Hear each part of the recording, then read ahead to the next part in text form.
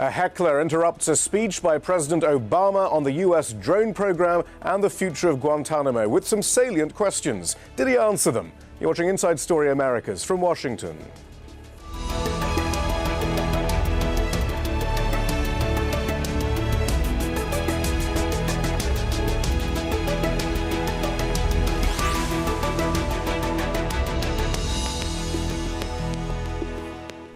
Hello, I'm Shihab Rattansi. It was billed as an attempt by Barack Obama to contextualize the global drone war that has escalated under his presidency, outline the framework for future targeted killing, and address concerns about the continued operation of Guantanamo Bay. So, did he succeed? We're joined from Pittsburgh by Carlos Warner. He's a federal public defender representing several Guantanamo detainees. And Hina Shamsi is in New York. She's director of the ACLU's National Security Project. Hina Shamsi, did it succeed? Well, you know, in a speech that covered a lot of areas, I think perhaps the most important thing was the president's recognition that we cannot be in a potentially global war footing forever, and that the administration's claimed war authority, like any kind of war, has to come to an end. But of course, we think that that authority should come to an end sooner rather than some point in an indeterminate future that the president laid out. In the couple of other areas, though, on targeted killing and Guantanamo, I think there was a real mixed bag. There were both encouraging things that we heard from the president, but also a lack of clarity on some key areas. All right, and we'll look at specifics in a moment. But Carlos Warner, were you heartened? Do you think your clients will be heartened by the president citing James Madison's quote that no nation can preserve its freedom in the midst of continuous warfare? Well, it doesn't apply to Guantanamo. I think it's unanimous from our side of the fence that the speech was likely a D on the grade scale. And the only reason why it wasn't an F is that he agreed to lift the moratorium on transfers to Yemen. But beyond that, it's a complete failure, and it's a sign that politics have won in the White House over the president's claimed constitutional virtues. All right, well, let's begin with the historical framework and the future framework of the drone war program as outlined by the president in this speech. He raised several questions. Who's targeted? Why are they targeted? The question of civilian casualties, the risk of creating new enemies, and domestic and international legality. Let's begin then with President Obama discussing the criteria for the use of drones. America does not take strikes when we have the ability to capture individual terrorists. Our preference is always to detain, interrogate, and prosecute them. America cannot take strikes wherever we choose. Our actions are bound by consultations with partners and respect for state sovereignty. America does not take strikes to punish individuals. We act against terrorists who pose a continuing and imminent threat to the American people. And when there are no other governments capable of effectively addressing the threat. And before any strike is taken, there must be near certainty that no civilians will be killed or injured, the highest standard we can set. Hina Shamsi, there are a few moments in that speech when I wasn't entirely sure whether he was talking about how things have been conducted or how things will be conducted in the future. But as we look now, though, I mean, they only use drones when they can't capture. I mean, is that, as far as we know, the truth? Well, that's certainly been one of the factors that administration officials have laid out before. And I think probably the only new thing that we heard in that segment was the near certainty about civilian casualties standard. Actually, the other new thing was the latest iteration that we've heard from the administration about this imminent standard that they claim applies to the selection of targets. But here are the things that we continue not to know, which are what does continuing imminence, this latest variation, actually mean? What we know from Attorney General Holder's letter yesterday that was issued last night to Congress and the release of a white paper earlier this year is that the imminence standard is vague and elastic, so much so that it's robbed of its plain dictionary meaning. And the same kind of interpretation applies to the capture requirement. So I think much remains to be seen, and we don't know what the president actually means here. But regardless of what's meant, we profoundly disagree with the standards as being the legal one. Under human rights law, you have to have a specific, concrete and imminent threat for lethal force to be used in response. And that's quite simply not continuing imminence. And so we had that white paper that was leaked in February discussing the criteria for killing US citizens, but I guess we assume that this definition of imminence stretches to all killing, or at least some sort of attempt at a legal justification for all the killing that's going on. And the quote, I mean, it was rather an expansive definition, quote, imminence does not require clear evidence that a specific attack on US persons and interests will take place in the immediate future. That was the quote from the white paper as to what imminence means. So as you say, how is that imminent then? That's exactly right. So, you know, I think that there are a couple of other points that, to the extent that they bear out, could be positive developments. I think that the speech potentially signaled an end to signature strikes, to the extent that the president said that the same standards will be used for targeting citizens as for non-citizens. What that means, how that's actually borne out, I think still remains to be seen. And I think that's part of the fundamental issue that remains, is a continuing lack of truly meaningful transparency, both about the legal criteria as well as the countries in which these attacks are being carried out, an official acknowledgement of that fundamental fact. Right. And critically important, civilian casualties, how the administration is counting the number of civilians who've been killed, the number of militants who've been killed, and the identity of the people that have been killed. We simply don't know any of these things, and it remains to be seen whether we're going to get transparency, as we have been calling for, on those issues. And I suppose we should remind ourselves, signature strikes are those strikes on groups of people who, as far as the administration is concerned, appear to be up to no good. And that actually basically means any military-aged male in a particular area will be deemed as I suppose in the parlance of President Obama, a terrorist, and is liable to be killed, and can only be said not to be a, quote, terrorist if proven posthumously that he wasn't, basically. That's in some sense right. So the administration, as far as we know, signature strikes are against people whose name, identity is not known, but who are targeted for patterns of behavior, which we don't know, but you know, have raised significantly problematic questions about whether innocent civilians are being targeted and killed. Now, the speech and a fact sheet issued by the White House after it signaled an end to signature strikes. But what replaces them, what the actual standards are, still remains unknown. And of course, there are also these double tap strikes, which we recently heard about, which is where they attack people who come to help those who've been killed in the first strike, which raises all sorts of international legal questions, I guess. We talk about the legal framework there, and you mentioned the authorization of the use of military force, which actually President Obama referenced too, and suggested should be wound down at some point, although there are those in Congress right now who I think want to widen the definition of whom the US can attack legally, domestically at least. But already, I mean, aren't there problems with that? We did a show on Monday about that, though, that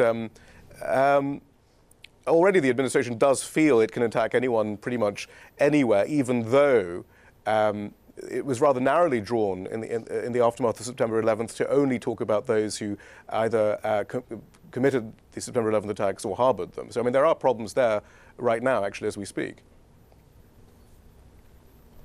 There are problems. So I think one of the important things, again, about the speech is that President Obama said that he would not sign any law that expanded the authorization for use of military force authority. And I think that's really quite significant. All right, so there are several other questions then on the drone war and on Guantanamo that still lack clarity. And they were actually asked to the president by the veteran activist and heckler Medea Benjamin during the speech.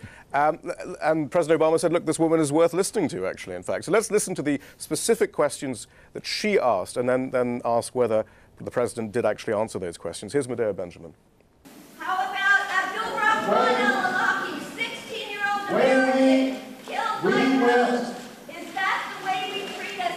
He went why on was he to... killed?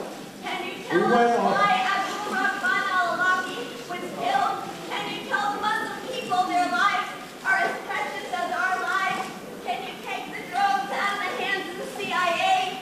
Can you stop the signature strikes that are killing people on the basis of suspicious activities? Will you apologize to the thousands of Muslims that you have killed? Will you compensate the innocent family victims? That will make us safer here at home. I love my country. I love the rule of law. The drones are making us less safe and keeping people in indefinite detention in Guantanamo. Right, so several issues there. We mentioned signature strikes, which perhaps there might be movement on, actually. Reparations, something we don't often hear about. The CIA's use of drones, there might be perhaps some movement on that. We don't know. It's all very murky. But there is that issue of the 16-year-old U.S. citizen who was killed, Abdul Rahman al-awlaki, the son of a cleric in Yemen, which is very close to the sort of activities that the ACLU has undertaken. It has several lawsuits connected to the al-awlaki family. Actually, just for the record, let's hear what what President Obama actually had to say about the killing of U.S. citizens, actually. I do not believe it would be constitutional for the government to target and kill any U.S. citizen with a drone or with a shotgun without due process. Nor should any president deploy armed drones over U.S. soil. All right, so there's that use of the term due process, Hina, which I guess is key. And President Obama notably did not refer to the 16-year-old boy who was killed by drones, although apparently not targeted. But did President Obama satisfy you on the al-awlaki case, at least? Well, no. We represent the father and grandfather of Anwar al-Awlaki and Abdul Rahman al-Awlaki and the parents of Samir Khan in a lawsuit that seeks due process, because we profoundly believe, as our clients do, that when the American government takes the life of its own citizens, at least, who have a right in the courthouse door, excuse me, then a court should review the lawfulness of the killing. And one of the things that was new yesterday is that for the first time ever, the government said that it was officially acknowledging that it had in fact carried out the killing of 4 U.S. citizens, including the 3 whose families we represent. The government had previously taken the position that it had not officially acknowledged the killings of any of them, despite statements both on and off the record by government officials. That said, in our due process lawsuit, the government has taken the position that the courts have no role to play in reviewing the lawfulness of these killings, and that the court should dismiss the case. We obviously profoundly disagree, and this is a case that will be heard by the court in July. It's an opportunity for the government to defend its actions on the merits, but so far the government hasn't pursued that. Yeah, and I guess to return to that white paper that was leaked in February, there was rather an interesting statement, quote, "There exists no appropriate judicial forum to evaluate the constitutional considerations of killing American citizens," which suggested, I mean, i.e., when the president does it, it's legal. And there was much talk again in today's speech, in President Obama's speech, of policy reviews, interagency reviews, but I mean, isn't this all that you're asking for? Is anyone else looking at it other than those intimately connected to the administration, like independent judges, for example? Well, no, and what the white paper, the position the white paper took was that due process, in the words of the Attorney General, did not mean judicial process. And what we've just talked about is that we disagree with that, at least in this situation when you have the court's ability to review these killings as we believe they can. And you know, we talked a little bit about Abdul Rahman's case, and I think it's just really important to focus on that. Anwar al-Awlaki's story is very well known, but Abdul Rahman was killed while he was eating dinner at an outdoor restaurant, and he was killed by a drone strike with his cousin and other people who were there. And his family has simply never received any answer to the question of why that killing happened. And even in Attorney General Holder's letter yesterday, all that was revealed was that he was not specifically targeted, nothing more. So, I mean, and that's the other point then. President Obama in his speech today went into a lengthy defense and justification for the use of drones as opposed to conventional air power and missiles. But I mean, is that the answer to the question that you're posing there? Is it specifically why using drones, or is it specifically what's the criteria for killing anyone, frankly, whether American or not American? Right, and in one sense, the president is absolutely right. It doesn't matter whether it's a drone or a gun or any other kind of weapon. What's important is the law and standards that are used, or that the weapon is used under, and that's what we profoundly disagree with, this claim of law of war authority in places in which and with which the United States is not at war, and applying, as far as we know, standards that, as they've been publicly disclosed, simply violate international law. But I think that the concern with drones is a policy one, if not necessarily, the legality of drones per se as a weapon. And that is that when the technology makes it easier to kill without as much risk to the United States and to exert force abroad, then is there an incentive to use it in places where it might not otherwise be used? And I think the president, to his credit, acknowledged that and referred to that about the use of new technology in his speech today. Right.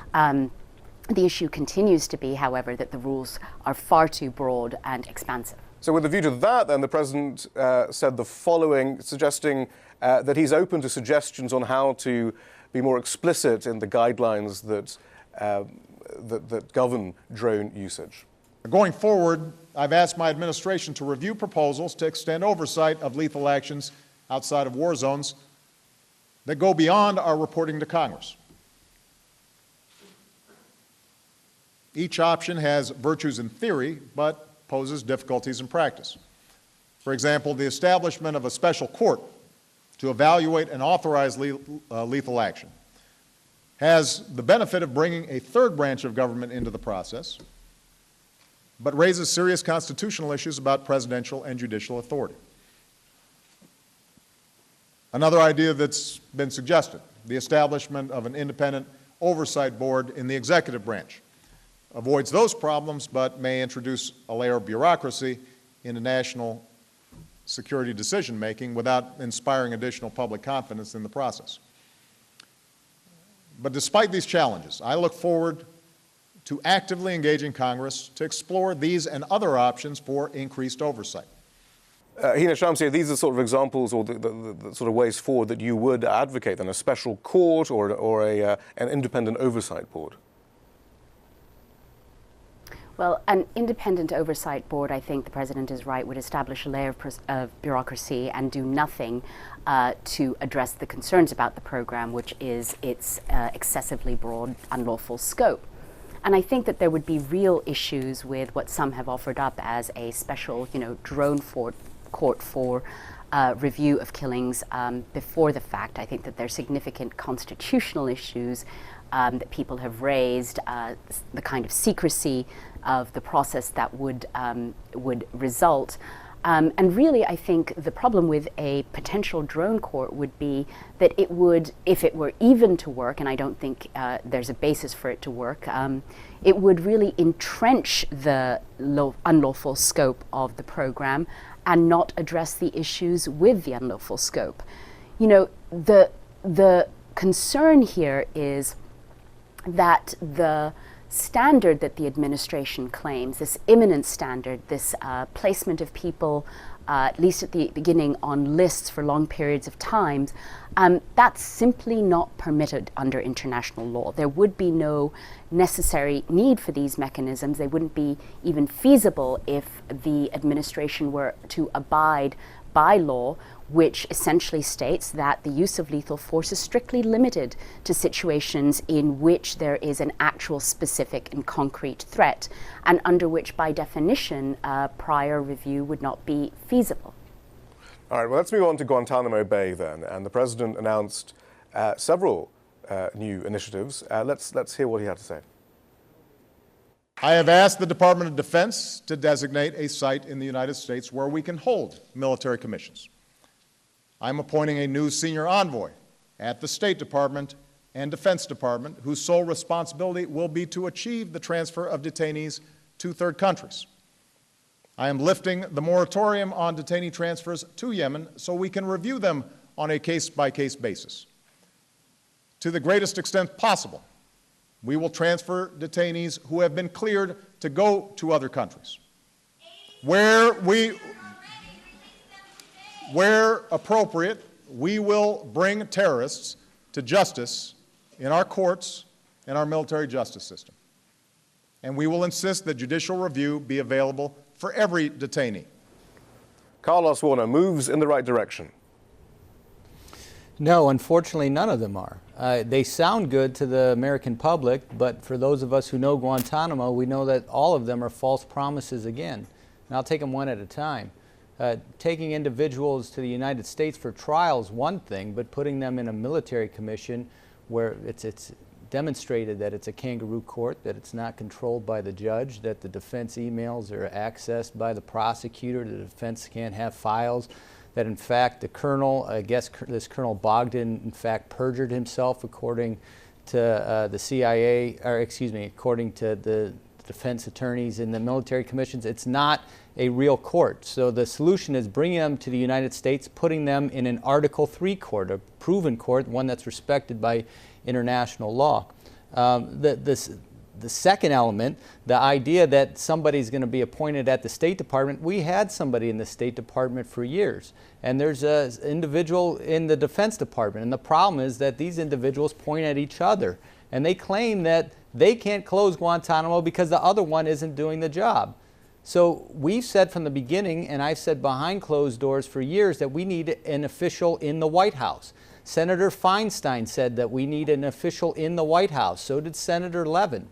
And unfortunately, the president did not follow through. That indicates to me that politics won the day over what he claims to be his values, that Guantanamo has to be closed.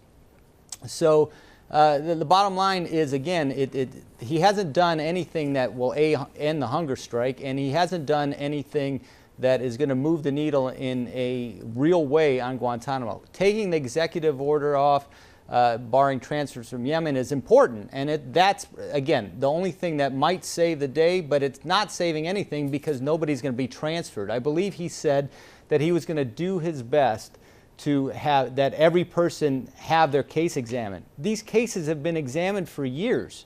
56 Yemenis should be home yesterday, and he has the power to transfer them right now. So why does there have to be any further review? And the other thing is, he said that every detainee will have some process there. Again, these are the same kinds of things that he said in the beginning. He was talking about the periodic review boards, totally ineffectual. They will not lead to the closure of Guantanamo. He could have done some things today and been very clear about how he wanted to close Guantanamo. He could have said, I am transferring people to Yemen as soon as possible under my current authority. That would have moved the needle, not only getting people out of Guantanamo, but in terms of ending the hunger strike as well. As for the issue of indefinite detention, very briefly, Carlos, he did seem to address that, and he said he was confident that the legacy problem can be resolved, consistent with our commitment to the rule of law for those prisoners who cannot be tried, either because they've been tortured or there's evidence that against them that was procured by torture. Did that satisfy you? No, because, again, we are in the same place that we were at before. He's saying that I don't like the idea of Guantanamo, but I'm not going to do anything to close it. And what could he do?